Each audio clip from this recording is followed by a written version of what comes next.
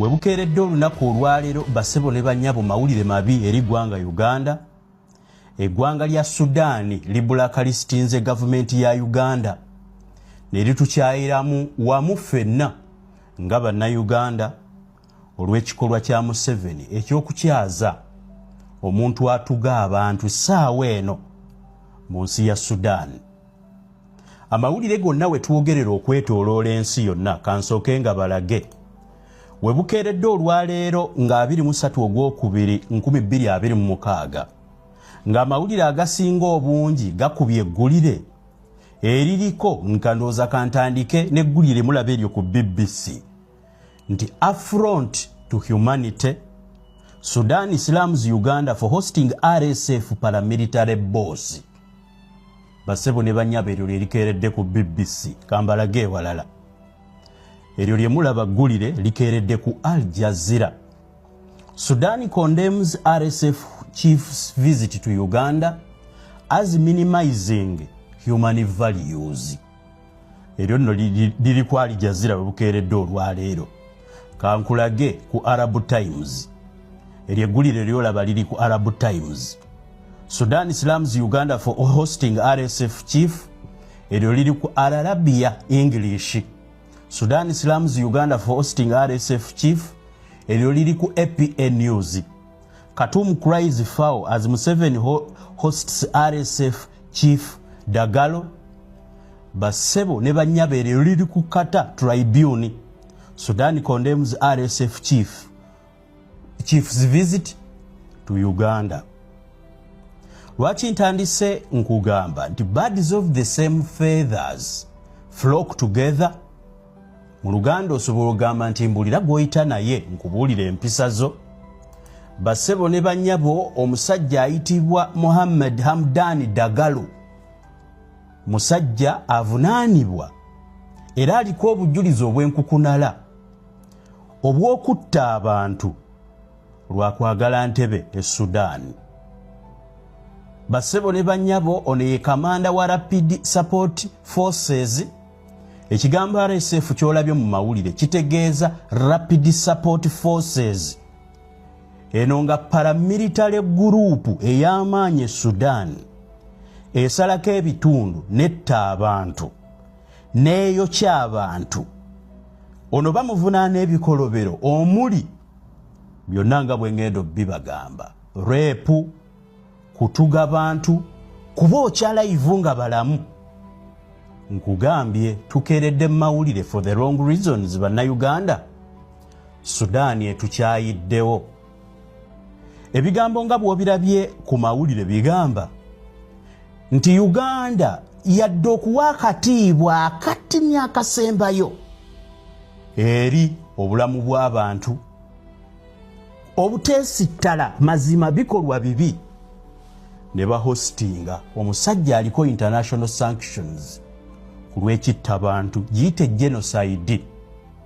Bino byonna okutegeera gye byavudde kansooke mbeeka ate ekintu kyenkulaga. Bassebo ne bannyabo bw'ogenda ku mutimbagano gwa pulezidenti w'eggwanga Uganda saawa eno nga yalibadde yaliko ng'obuyinza yalibadde abukwasa mulala. Kwata kali akagambo kenkugambye nti birds of the same feathers flock together. Abataka abaagalana weewaawo kugambye mpulira gw'oyita naye nkubuulira empisa zo. Museveni naye engeri gye yamala okunyagamu obuwanguzi bw'abannansi ngenda kubabuulira ono lwaki mukwano gwe nnyo era nga kigenda kuleeta obuzibu wakati w'abaliraanwa Uganda ne Sudan.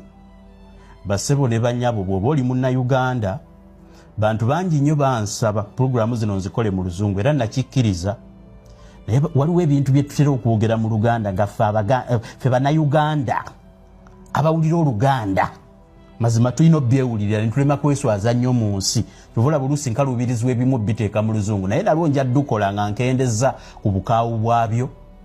Museveni wagenda okuviira mu buyinza eggwanga Uganda agenda kulirekera abalabe abantu abalirinako obulumi abantu nga mazima ddala batukyawa. Ekyo kye mulaba eyo tweet ya Museveni.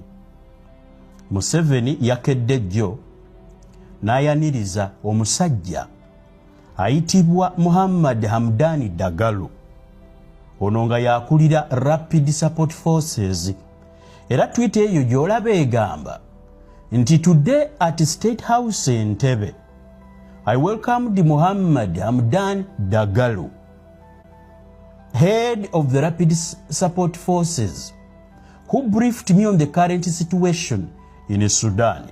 Who did what? Who briefed me on the current situation in Sudan.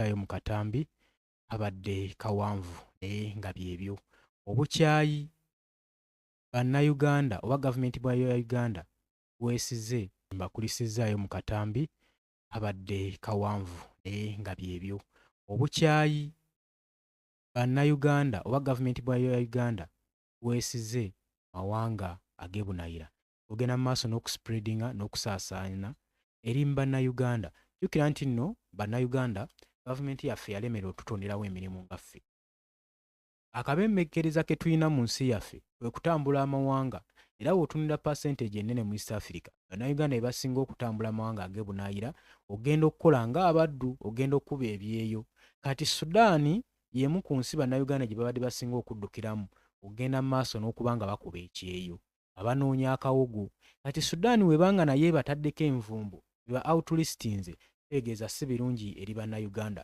ejjukira ggwe munnayuganda tolinga wansi ndala ensi endala zirwanirira bannansi baazo nga bali wabweru w'ensi eyo w'ensi yaabwe bagezaako okubalwanirira babatwala ng'ekintu eky'omuwendo naye mmwe gavumenti yammwe tefaayo after all ate kasita bakusanga ng'ova mu central ate awo tebajja kufiirako ddala naye gavumenti endala zigenda mu maaso n'okuba nga zirwanirira bannansi baazo babatwala nga ab'omuwendo nga ab'omugaso kakati gwe munnayuganda tandika okuba nga weekaabirako yenna yenna ali eyo olw'ensonga nti nno ebigenda mu maaso mu mawanga amalala eri munnayuganda si birungi okutuusa nga gavumenti yammwe yeevuddeyo n'ezuukuka n'egamba nti nno ke kaseera okulwanirira munnansi n'atandika okuba nga atwalibwa ng'ekintu ekikola ki ekigasa gwe ali eyo ampuliriza kakati mu mawulire ge tuyinawo amalala byonna ebibadde bigenda mu maaso nga bitambula mu European Parliament gavumenti y'eggwanga erya Uganda ng'eyita mu mukiise waabwe abakiikirira mu EU avuddeyo n'asambajja n'ayiwamu amazzi mu byonna byonna ebyogerwa ku ludda oluvuganya ng'agamba nti nno bino byonna byonna mufuuyira ndiga mulere muyiwa nsaano ku mazzi temuyina kituufu kye mugenda kukola ki kye mugenda kujjayo ngenda kubanga nkuwa information eno gwe mukwano gwange ali eyo ampuliriza osobole okubeera ng'ojja otabuliro byonna ebibadde bigenda mu maaso ebya Robert Kyagulanyi Ssentamu okugenda mu Geneva Summit okugenda mu European Parliament byonna bagamba nti nno bagezaako okuwewula gwe munnayuganda okulaga nti nno ebiyiina kyamaanyi kibigenda kutuusaako n'ekigendererwa kyo tekiriiwo n'enteekateeka ne strategy zonna z'olina ozigobera wantu wakyamu nnyo kyekino kibagezaako okuba nga bakulaga wabula amawulire agaliwo galaga nti nno Uganda egamba mba njogera Uganda njogera ku gavumenti ya Mwami Yoweri Kaguta Museveni bagamba European Union Parliament si kintu oba kifo kituufu oba it's not a right formula dialogues era bo bagidismissinze ne badismissinga n'ebyoppositions ebyogerwa nti nno banditeekawo embeera era bagamba nti nno teyina kyesobola kukola mu bufunze kugamba kibanga muntu kugamba nti nno gyewali oyinza kuteekawo mbeera etiisatiisa okuva ku bikolwa ebyo bagenda mu maaso okola bannayuganda amawulire gano information eno ngenda sooka ngikuwe mu luzungu n'oluvannyuma mmale ngitafute ngenda gikuwa mu luzungu nga wengitafuta Uganda says Europeans Parliament not a right formula for the dialogues and we have dismissed what claims with the oppositions. Bagamba nti bo European Parliament bagitwala ng'ekintu ekiri awo eky'omulamwa nti era ekiina kigenda okuleeta ku bannayuganda era bo badismissinze ebyogerwa claims zonna ezoogerwa ku ludda oluvuganya olw'opposition byonna Kyagulanyi byabadde agenda maaso ng'awaayo. Ugandan Parliament ng'eripresentingibwa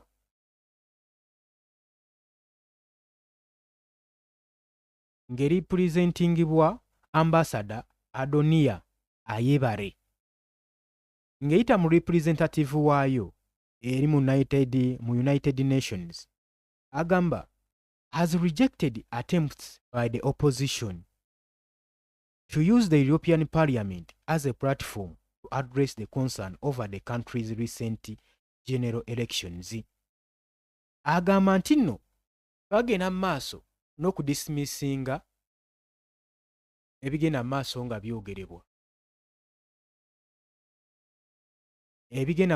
byogerebwa eri abali ku ludda oluvuganya gavumenti ku ebyo ebiclaimingibwa nti nno tebyagenda bulungi.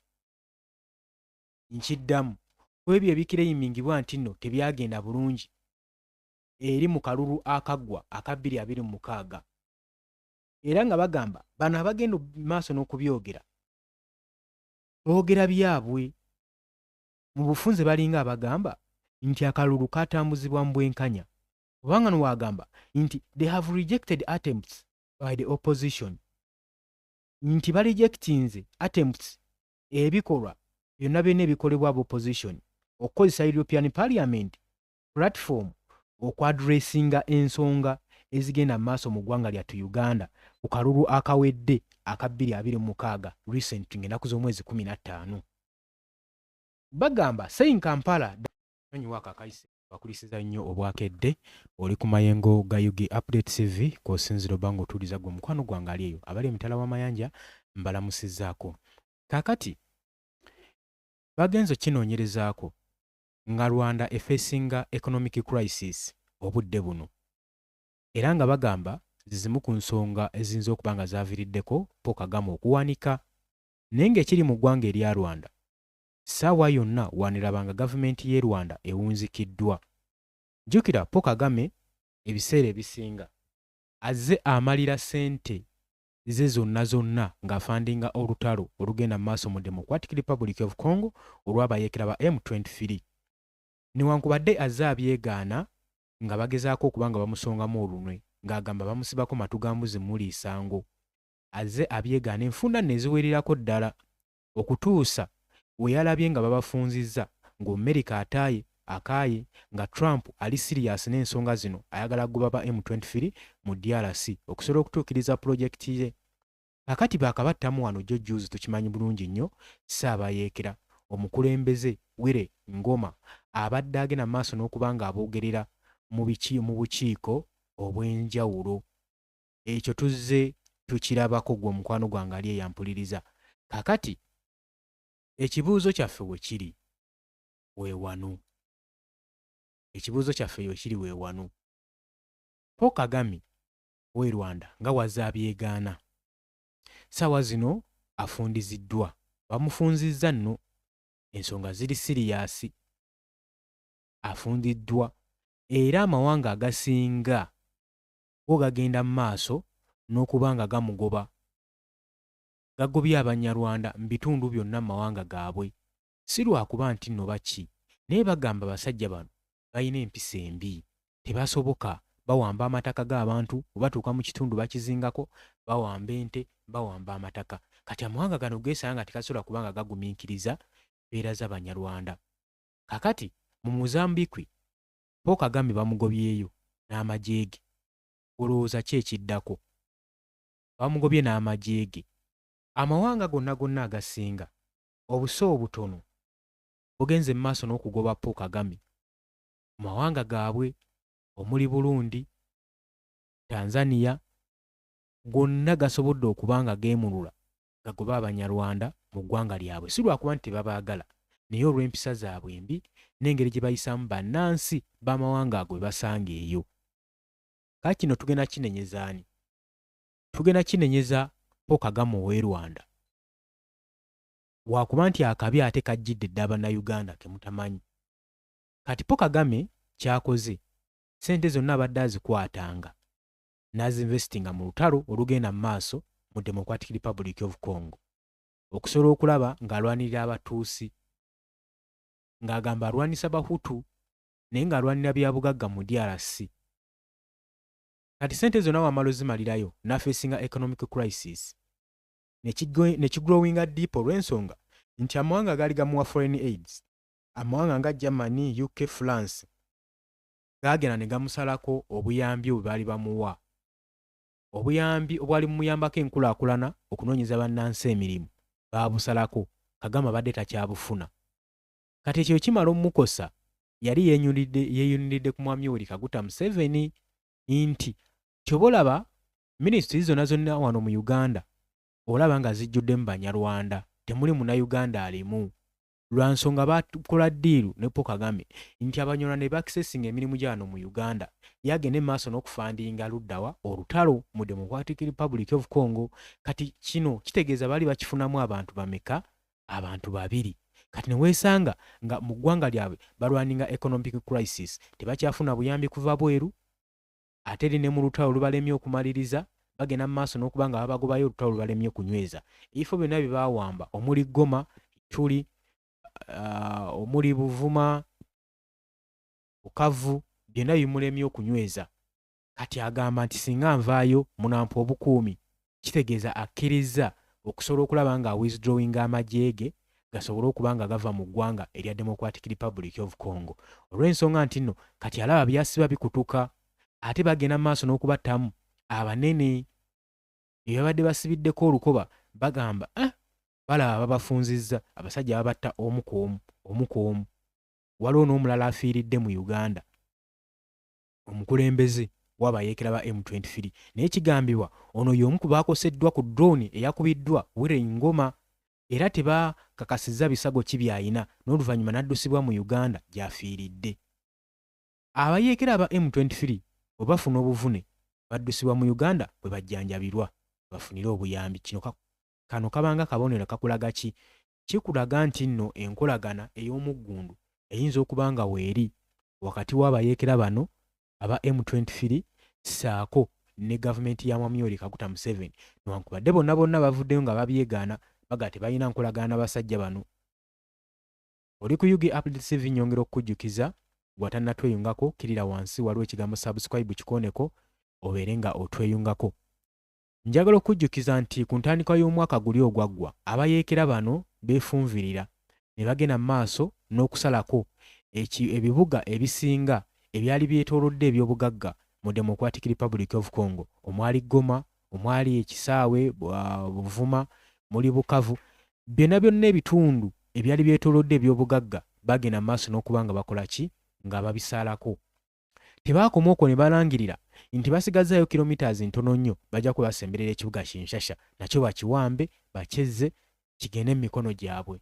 Bino byonna baabikola n'amaanyi amayitirivu, naye nga buli muntu yeewuunya amaanyi gano abayeekera bano ge bakozesa gavaawa, ani abafandinga? Ne batandika olunodusonga mu Paul Kagame, naye Paul Kagame yavaayo n'abyegaana n'agamba nze sibimanyiiko, ffenna tukimanyi where the M23s are originated from. Bava mu Uganda, ate abamu bava mu DRC. N'agamba mubuuzeeko ku mukwano gwammwe oyo Felix Sekidi, wemimubuuza ayogera matankane, awulira n'ajoboja n'agamba ate abamu bava mu DRC kale tetuganye, ate abamu bava mu ggwanga erya Uganda naye abasinga bava mu Rwanda. Kati n'asanga ng'agamba obuzito bonna babuteeka ku kasa akatono ak'eggwanga erya Rwanda. N'abagamba nti nno Rwanda tulina ebizibu ebitumala, tulina obuvunaanyizibwa obutumala, tetwagala kwetikka bizibu birala. N'abagamba tulwanye okuva mu 1994 mu lutalo olwaliwo Rwanda genocide, tulwanye olutalo olwo era Rwanda tusigadde tuli strong, so tujja kumalako mu mbeera yonna. Bino yabyogera nga muggumugumu nga bagenda mu maaso n'okuba nga bamukangavula nga bamuteekako envumbo sanctions.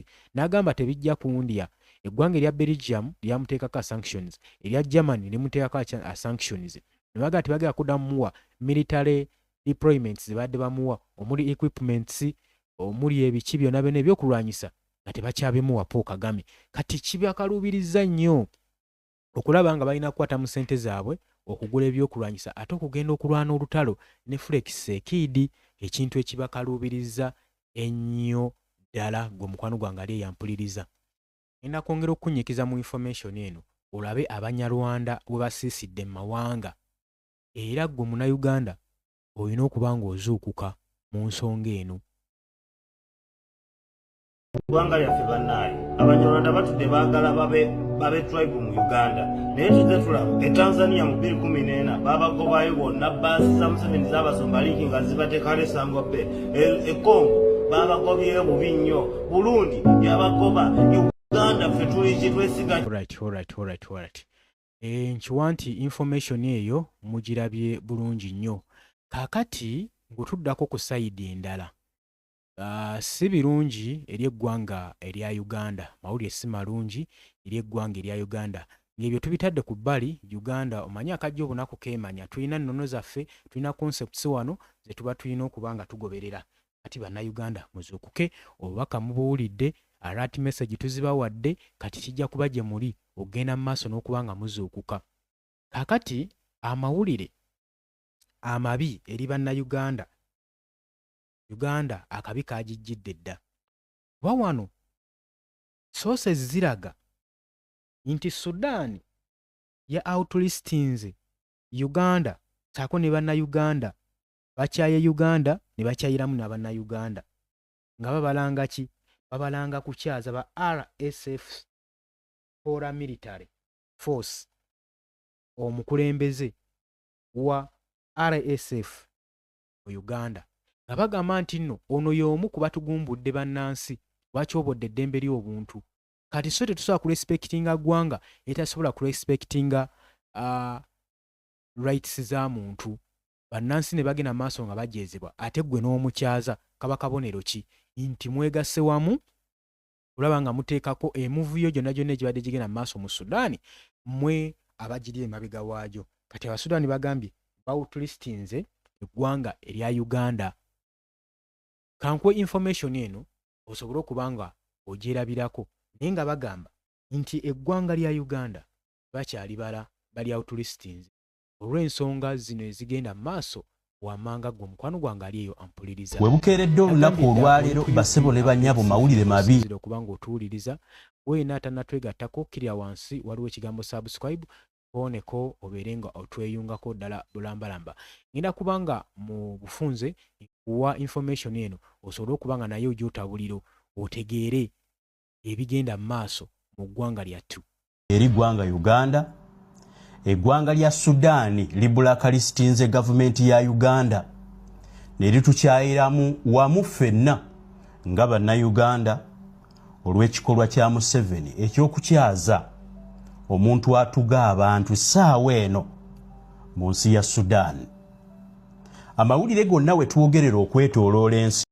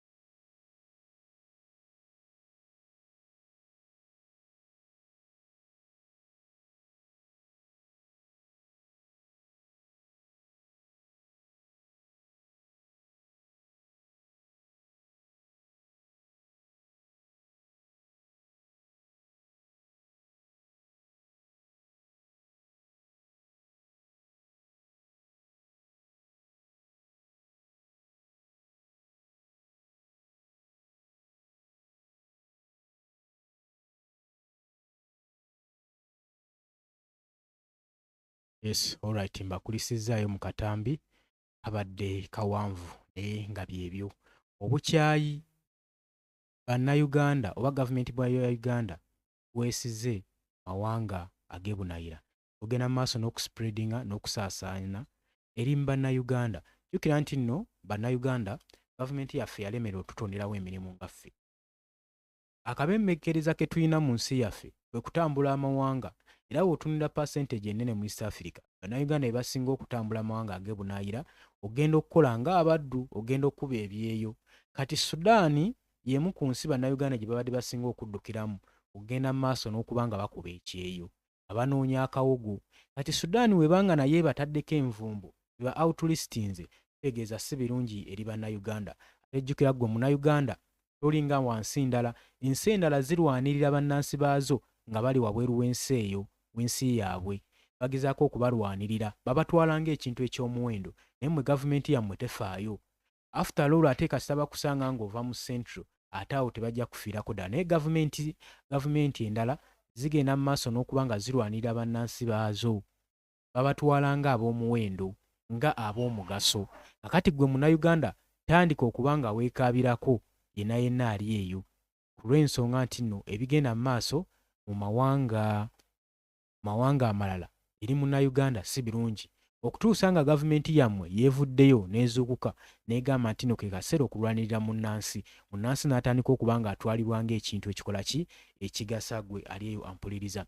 Kakati mu mawulire ge tuyinawo amalala, byonna ebibadde bigenda mu maaso nga bitambula mu European Parliament, gavumenti y'eggwanga erya Uganda ng'eyita mu mukiise waabwe abakiikirira mu EU avuddeyo n'asambajja n'ayiwamu amazzi mu byonna byonna ebyogerwa ku ludda oluvuganya, ng'agamba nti nno bino byonna byonna mufuuyira ndiga mulere, muyiwa nsaano ku mazzi, temuyina kituufu kye mugenda kukola ki kye mugenda kujjayo. Ngenda kubanga nkuwa information eno gwe mukwano gwange ali eyo ampuliriza, osobole okubeera ng'ojoota buliro. Byonna byonna ebibadde bigenda mu maaso ebya Robert Kyagulanyi Ssentamu, okugenda mu Geneva Summit, okugenda mu European Parliament, byonna byonna bagamba nti nno bagezaako okuwewula gwe munnayuganda okulaga nti nno ebiyiina kyamaanyi kibigenda kutuusaako, n'ekigendererwa kyo tekiriiwo, n'enteekateeka ne strategy ezo zonna z'oyina ozigobera wantu wakyamu nnyo. Kye kino kye bagezaako okuba nga bakulaga. Wabula amawulire agaliwo galaga nti nno Uganda egamba, mba njogera Uganda njogera ku gavumenti ya Mwami Yoweri Kaguta Museveni, bagamba European Union Parliament si kintu oba kifo kituufu, oba it's not a right formula dialogues, era bo bagidismissinze ne badismissinga n'ebyopositions ebyogerwa nti nno banditeekawo embeera, era bagamba nti nno teyina kyesobola kukola mu bufunze. Kugamba kibanga muntu kugamba nti nno gyewali oyinza kuteekawo mbeera etiisatiisa okuva ku bikolwa ebyo bagenda mu maaso okola bannayuganda. Amawulire gano information eno ngenda sooka ngikuwe mu Luzungu n'oluvannyuma mmale ngitafute. Ngenda gikuwa mu Luzungu nga wengitafuta. Uganda says Europeans Parliament not a right formula for the dialogues, and we have dismissed what claims with the oppositions. Bagamba nti bo European Parliament bagitwala ng'ekintu ekiri awo eky'omulamwa, nti era ekirina ekigenda okuleeta ku bannayuganda. Era bo badismissinze ebyogerwa, claims zonna ezoogerwa ku ludda oluvuganya olw'opposition, byonna Kyagulanyi byabadde agenda maaso ng'awaayo. Ugandan Parliament ng'eripresentingibwa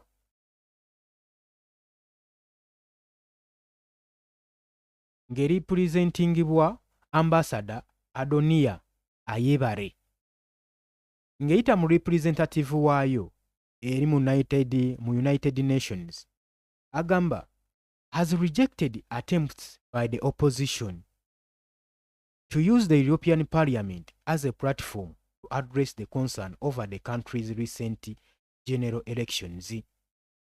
Agamba nti nno bagenda mu maaso n'okudismissinga ebigenda mu maaso nga byogerebwa. Ebigenda mu maaso nga byogerebwa eri abali ku ludda oluvuganya gavumenti. Ku ebyo ebikiraimingibwa nti nno tebyagenda bulungi.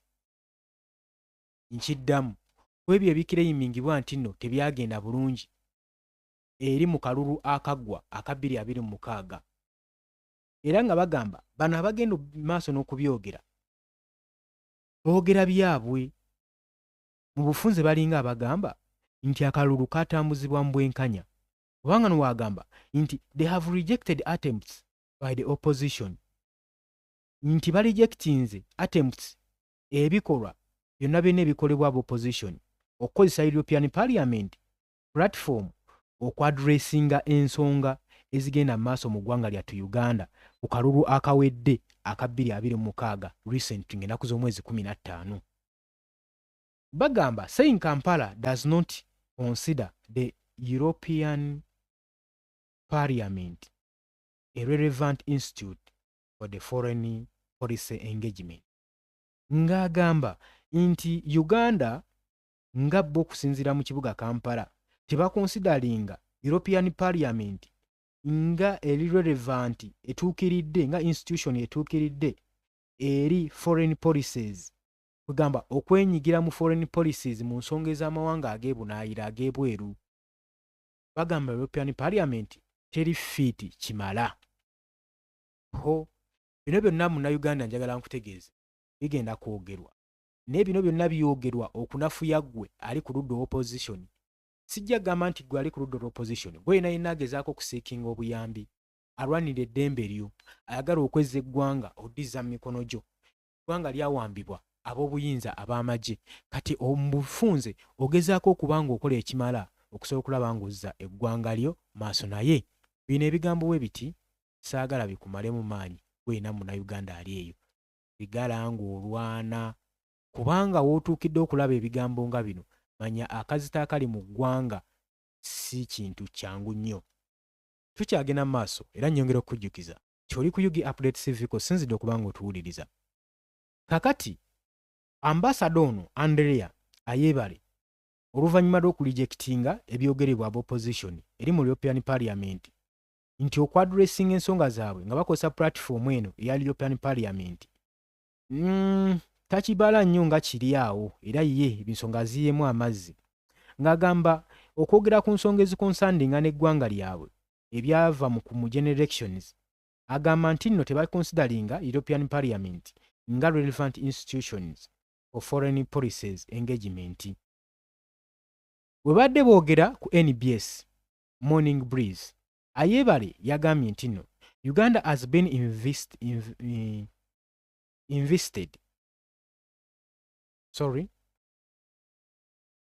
Agamba Uganda has been invited to address the European Parliament, but we turned the invitation down. We don't believe that's the right channel to address foreign policy. Agamba newankubadde Uganda yakoowoolwa okugenda okukiika mu European Parliament, naye bo bakyusa okuyitibwa kwabwe okuwuula kwabwe wansi, tebakonsidalinga era nga bagamba tebakkiriza nti channel eyo eya European Parliament nti ntuufu okwadressinga foreign policies zaabwe nga bo ab'eggwanga erya Uganda. Kati kino tugambe tukiyite ki? Tugambe nti y'ensonga nti tebakkiririza mu European Parliament singa bo badde batwalayo ensonga zaabwe. Waaki baba tebagikkiririzaamu? Obuyambi obuvaayo waaki babukkiririzaamu? Waaki bakkiriza policies eza diplomatic ties? Kino nno balaba nga kigenda bakuba, nga kigenda kubaswaza.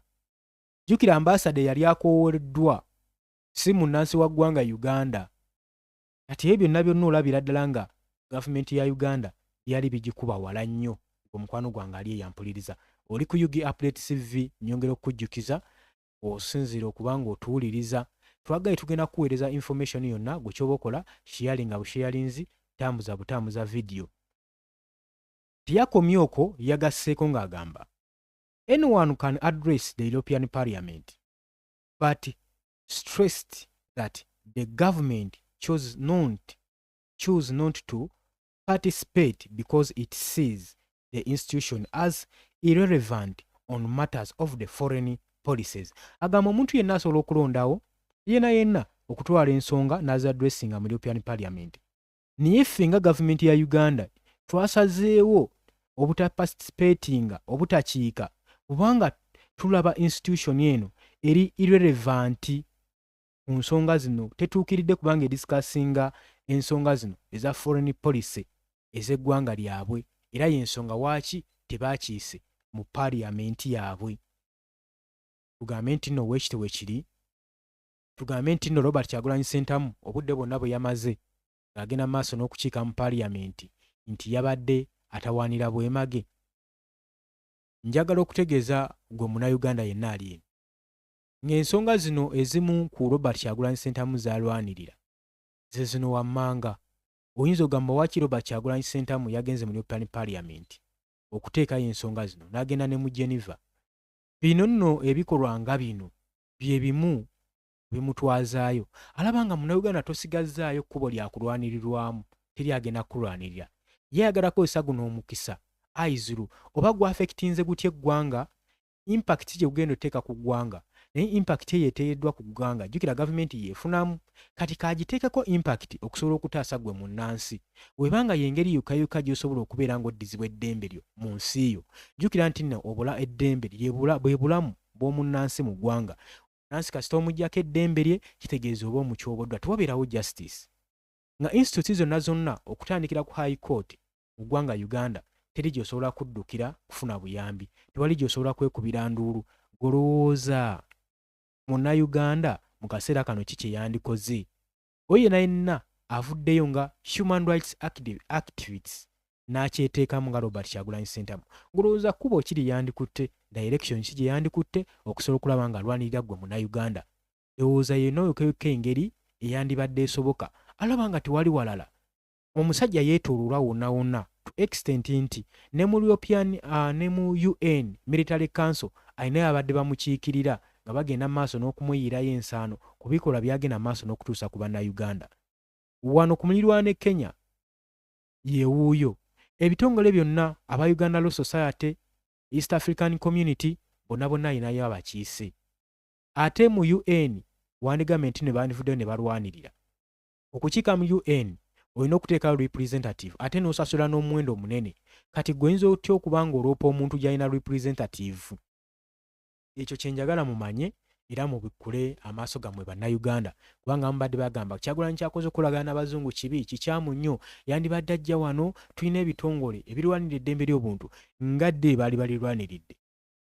Tujjukireko bulungi nnyo wano Human Rights Commission ekikulirwa Mariam Wangadya kiki yali akozeewo. Robert Kyagulanyi Ssentamu yakwata emisango n'agiteekayo, kyekyavaayo yatuuka ku extent withdrawing emisango egyo nga gyakamala emyaka ng'etaano tegiwulirwanga. Ate ekyo kate kikumala nti wali wano institute etengeredde, institute zonna tukirize oba tugaane zitwalibwa Mwami Yoweri Kaguta Museveni. Ati n'olw'ensonga ezo mu mata ezo Kyagulanyi yagambye sigenda kaana na bano bantu. Jjukira pulaani zaabwe zonna zaali ba plannings oluvannyuma lw'akalulu okukubibwa zaagwa butaka. Baali intentionally nga baagala kusibira Robert Kyagulanyi Ssentamu mu maka ge, n'oluvannyuma n'abatolokako. Mu kubatolokako geemu yaabwe awo neeyiika kubanga baali baagala omunywereza eyo, era Kyagulanyi abasinga baamunenya eky'okudduka nga bagamba what is the intense eri mu haidi eyo nga tebakiraba mulamwa. Naye omulamwa yagubalaze nti asobodde okufuna ability okwakisesinga abazungu okusobola okulaba nga addressing ensonga zaabwe mu European Parliament, mu Geneva Summit. Byonna abikola kugezaako kulwanirira gwe Munnayuganda.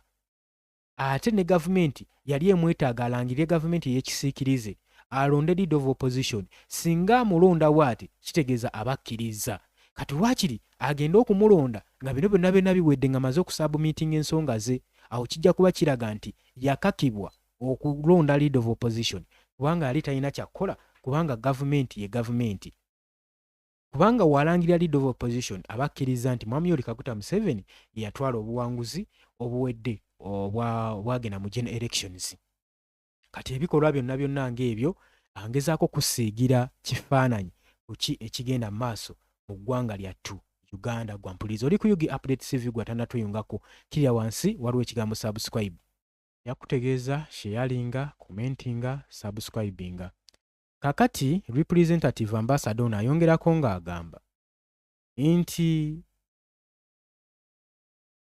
aclaiminga eri abodda olw'okuvuganya gavumenti opposition aba National Unity Platform abagamba nti era bacriticinga abarivivinga ensonga eno okubeera visibility ye tagirabamu ka buntu. Agamba I understand nope they will hang on to anything that gives them visibility. Nti ye akimanyi bulungi nnyo ab'ekibiina kya National Platform bajja kwesiba nnyo ku nsonga eyinza obbawa visibility okusobola okulaba nga balabibwawo. Era ng'agamba but I emphasized that the EU Parliament is not the institute through which Uganda handles its international relations. Nti ayongera okukkaatiriza nti European Parliament si ye institute Uganda ye handlingisa ensonga zaayo oba relations enkolagana zaayo internationally. Tibalina nnyo nkolagana eri eyo, kyagezaako okubanga alambika bannayuganda. Era ng'agenda mu maaso n'okusitressinga ng'agamba he stressed Uganda deals with the European Commission on the bilateral relations and foreign policy. Note that Kampala and Brussels mark 50 years of cooperation this month and remains engaged on issues related to the recent elections. Tibagenda mu maaso n'okubeera nga banyweza enkolagana zaabwe foreign policies mu Kampala ne mu Brussels okumala emyaka 5. Corporations zino ez'emyezi zisigadde zengejingibwa ku nsonga eri related ku nsonga eziri related n'akalulu akakaggwa. Era nga Uganda is dealing with the European Union Commission. They released what we believe is the measured statement on our elections, and we are engaging them on the floor they identified.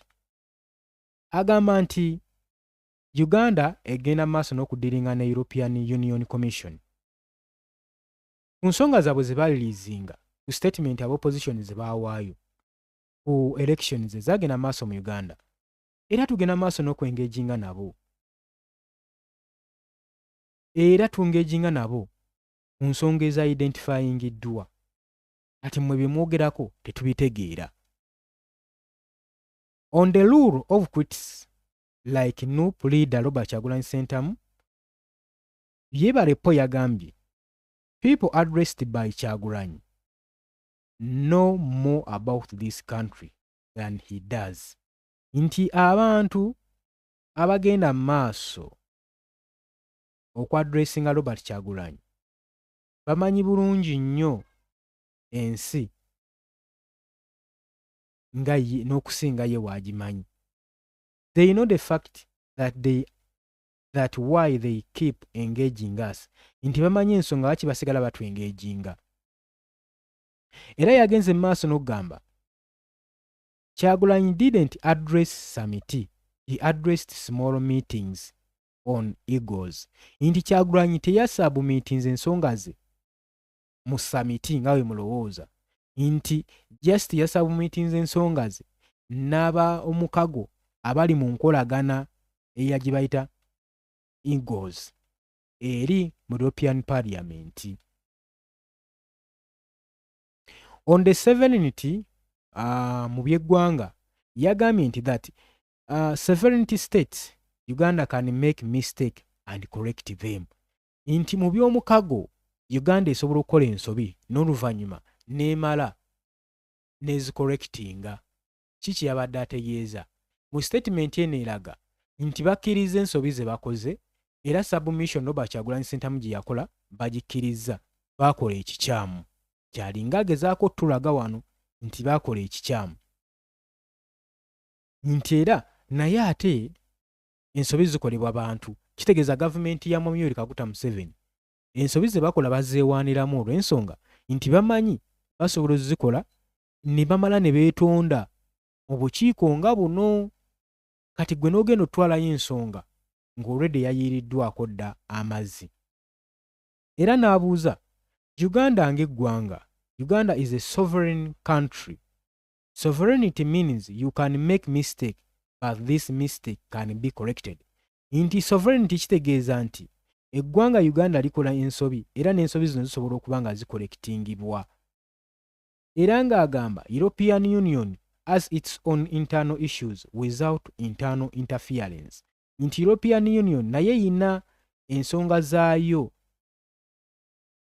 eyina ensonga zaazo eziri internal ez'omunda naye ng'ate tezitwala mu external interference, tezikuba amawanga balala. Kati naffe bwe tutyo Uganda tulinamu obusongasonga bwaffe, tugumbudde abantu, tubawambye, ab'opposition tubasibye, abamu tubabuzizzaawo. Obusongasonga butono nnyo obwo, tebuyinza kubanga butukuba entiisa mu European Parliament. Kaakati omwami ono kyalinga agamba just those are minor issues. Those are just minor issues. Era obusonga buno tujja bugonjoola. After all, we are a sovereignty country. A country which can make a mistake and we correct it. That means that we are sovereignty. Tusobola okukolekitinga ensobi yaffe. Naye ekyebuuzisibwa ensobi eno yakolekitingiddwa bwe baba nga bakyagumbye maka ga Robert Kyagulanyi Ssentamu. Bwe baba nga bakyayiga Robert Kyagulanyi Ssentamu. Ddala ensobi zammwe muba muzikolekitinze bwe banga eddembe ly'obuntu likyakyoboolebwa. Twagala okubuuza ekibuuzo, wano ensobi ziba zikolekitingiddwa. The European Parliament resolution adopted earlier. Tukimanyi bulungi nnyo, ononsonyiwa mbadde nkututte mu luzungu, naye tukimanyi bulungi nnyo nti European Parliament yadoptinga gye buvuddeko mu February mu mwaka guno 2026, era negenda maaso n'okutisizinga strongly ne conductinga elections ezagenda mu Uganda nga it was not an election, it was a military operation. Twalaba nga bakola submissions mu kyo balaga nti n'akalulu kano tekalimu bwenkanya. Ne kati ambassador n'okuvayo n'agamba nti nno just bwali minor issues era basobola obukolekitinga. Jjukira nti Robert Kyagulanyi Ssentamu ye kyamutwalayo nga talina bwakuddukira, nga talina gy'ayinza kkubira nduulu, n'agamba ensonga zino kazitwale mu kye bayita mu European Parliament bagende maaso n'ozidiscussingako. Era yeebale yagenze maaso n'okugamba while Uganda value its partnership with the European Union, it considers the Parliament's critics politically irrelevant. The European Union are not donors, they are partners. We receive support from the European Union, not donations. Agamba nti no newankubadde Uganda evaluinga enkolagana yaabwe ne European Union, naye econsideringa criticism eziri mu byobufuzi nga ezitali relevant, ezitalina nnyo mulamwa. European Parliament era ng'agamba European Parliament bannayuganda muyino kimanya naddala mu abali ku ludda oluvuganya, bano si ba donors wabula just partners, era bareceivinga support okuva mu European Union, era tebafunayo donations, tebafunayo birabo. Kitegeeza statement ng'eno gwe munnayuganda oba ng'ogiwulira egenda kubanga ekwewula ng'ekugyamu amaanyi, egenda kubanga esazaamu n'eggoolo yo, strategically egenda kunafuya okujja ku mulamwa. Naye njagala nkubuulire nti nno kuno kwekangabiriza olw'ensonga nti nno Kyagulanyi mu summit gye yasembyeyo okutuula mu European Parliament, conclusion eyakoleddwa, conclusion report eyafulumye eyakoleddwa mu European Parliament yalaze nti nno they are going to back Robert Kyagulanyi Ssentamu. They are with Robert Kyagulanyi Ssentamu in the certain issues which has raised by Robert Kyagulanyi. Nti bali wamu oba bali mabega wa Kyagulanyi ku nsonga ezasabmitingiddwa ku bigenda mu maaso n'okuviolating eddembe ly'omuntu mu ggwanga Uganda, ssaako n'okuvvoola ssemateeka n'okuvvoola demokurasiya. Jjukira ogenda okwenyigira mu bitongole bino naddala ng'ekya United Nation, olina okubeera nga osoosowaza nnyo ensonga ya demokurasiya mu ggwanga lyo. Kati bino wammanga wabeerawo obuwaayiro bw'olina okuba nga okwasaganya, terms and conditions z'olina otuukiriza okwenyigira mu bitongole nga bino. Era Uganda bw'oba nga tobituukiriza kitegeeza you are not eligible okubeera ng'oyingira ebitongole nga bino ebinene. Kaakati zino statement ambasada Ayebare ze yayogedde etwongero ziyiwamu amazzi n'ozisaabulula nti kuno kwekangabiriza kubanga abasajja bafulumiza statements. European Parliament etulangako ng'etudde lwa nsonga za Uganda, kitegeeza weeba ng'etudde ng'egenda kudisikasinga ku nsonga zino wabeerawo omulamwa, wabeerawo ensonga. Nagambye Dolly Kuyugi Update TV, nzikiriza nkome wano ne sharinga, commentinga, likinga. Nja kusaba ggwe ali eyo yenna mpuliriza ogende mu maaso n'okuba nga osharinga akatambi kano kasobole okuba nga katuuka ku muntu gwe twagala katuukeko. Oli wa ddembe okujja mu comment section n'oteekayo eddoboozi lyo, naye lijja ttambula nnyo singa onosharinga, singa onosubscribinga. Baagala nnyo, mweraba.